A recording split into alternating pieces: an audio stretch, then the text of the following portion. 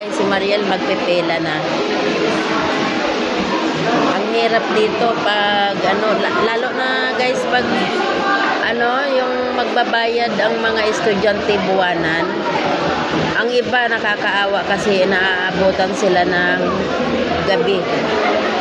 Kaya kailangan para hindi mahirapan ang ating estudyante, kung mayroon naman tayong pagbayad ng hall, magbayad na lang tayo para hindi na sila mahirapan sa buwan-buwan na pagbabayad.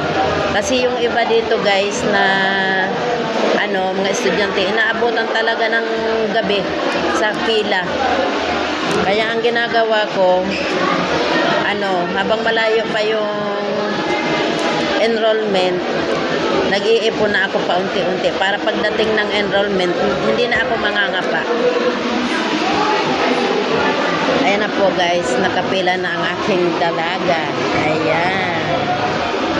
Ayan siya, ang aking Monica Eha.